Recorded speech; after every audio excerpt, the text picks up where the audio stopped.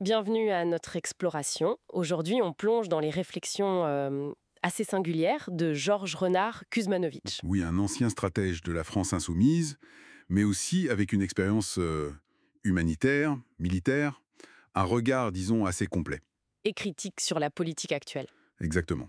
On va examiner son analyse sur l'évolution de la gauche, l'instrumentalisation du conflit israélo-palestinien aussi, selon lui, Hmm. et puis sa vision géopolitique pour la France. L'idée, c'est de voir les points clés, quoi. Alors, commençons par ce conflit israélo-palestinien. Il dit que c'est utilisé politiquement. Oui, d'emblée. Il dit que divers acteurs, y compris en France, s'en servent. Il rappelle aussi la position historique française, La solution à deux États de De Gaulle. c'est ça. Mais surtout, il décrit la situation à Gaza comme apocalyptique. Ah oui, Il parle de destruction massive, genre 80% des infrastructures. Le bilan humain aussi, bien plus lourd que les chiffres qu'on nous donne, si on compte les morts indirectes, tu vois. l'effondrement des services de santé, tout ça. Voilà. Et il relaie même des accusations de nettoyage ethnique, en se basant sur des propos de ministres israéliens. C'est fort comme terme. Oui. Et il pointe aussi le problème de l'accès humanitaire, journalistique, très restreint. Pour lui, l'action de Rima Hassan, c'est un geste symbolique mais concret, face à l'urgence. Et cette situation, donc, serait exploitée en France. C'est ce qu'il dit, aussi bien à gauche qu'à droite, avec un risque d'essentialisation. C'est-à-dire.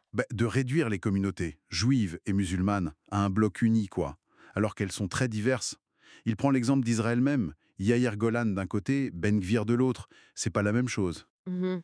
Et là où ça devient particulièrement intéressant venant de lui, c'est sa critique de Netanyahou. Qu'est-ce qu'il dit exactement? Il l'accuse carrément d'avoir tout fait pour torpiller la solution à deux États, depuis Oslo. Ah ouais, Il va même jusqu'à dire qu'il aurait toléré, voire soutenu le Hamas le Hamas? pour diviser les Palestiniens, en fait. Il parle de transfert d'argent du Qatar qui serait passé par le Mossad. C'est une lecture assez radicale des dessous du conflit. Cette idée de calcul politique, de changement de stratégie, il l'applique aussi à son ancien camp, LFI? Oui, tout à fait. Et de manière très critique, il décrit une transformation profonde de Mélenchon et de LFI. Sur quoi, par exemple? Sur des points comme la laïcité, le voile. Il oppose les positions très républicaines, laïques de Mélenchon en 2010 Mhm. avec le discours actuel. Il voit une sorte d'adaptation, opportuniste, selon ses termes. Et comment il explique ça, ce virage? Alors, il pointe l'arrivée, après 2017, de nouveaux militants, plus jeunes souvent, Influencé par quoi? par ce qu'il appelle la gauche identitaire américaine, un peu le wokisme si tu veux. Ils importeraient des concepts comme le communautarisme, la racialisation, Qui serait en décalage avec la tradition française. voilà, avec l'universalisme républicain. Et ça, ça créerait une fracture. Une fracture avec une partie de l'électorat populaire, potentiellement. Il parle aussi d'un autre phénomène, l'entrisme des frères musulmans. C'est un terme assez chargé. Oui. Selon lui, ce serait une stratégie discrète, patiente, d'influence par l'intérieur, via les associations, le terrain. Et ça aurait trouvé un écho favorable dans ce nouveau climat idéologique? C'est son analyse, oui, que ce climat aurait en quelque sorte ouvert la porte. D'accord.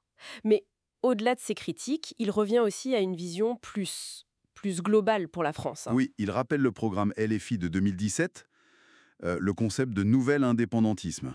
C'était quoi l'idée? Une France puissance qui refuse le déclinisme, qui s'appuie sur ses atouts, son histoire, le nucléaire, sa zone maritime, la première mondiale, il insiste là-dessus. Donc une politique étrangère autonome. Exactement. Non alignée sur Washington ou l'OTAN. Et une Europe des nations souveraines. Un peu l'esprit du traité de l'Élysée. Coopération, mais chacun chez soi, en gros. Chacun maître chez soi, oui. Il dit d'ailleurs avoir alerté dès 2014-2017 sur les risques en Ukraine. Lié à l'OTAN. À l'expansion de l'OTAN, oui. Et aux problèmes post-soviétiques mal réglés, selon lui. Et cet avertissement, il le maintient aujourd'hui avec la Russie. Tout à fait. Il met en garde contre l'escalade actuelle. Il rappelle les dangers existentiels d'un conflit, même indirect au début, avec une puissance nucléaire. Faut pas jouer avec ça, quoi. Bon, alors si on essaye de synthétiser tout ça, Mais l'analyse de Kuzmanović, elle est intéressante parce qu'elle vient de l'intérieur, tu vois.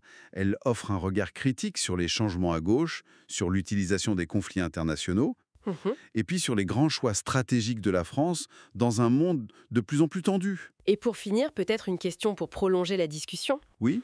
Face à ces politiques identitaires qui montent, des deux côtés d'ailleurs, et face aux pressions géopolitiques, comment un projet politique qui se dit universaliste peut encore rassembler aujourd'hui en France? Vaste question. Sans renier son histoire, mais sans ignorer non plus les fractures actuelles de la société. Comment on fait? C'est tout le défi, en effet. Une question à méditer.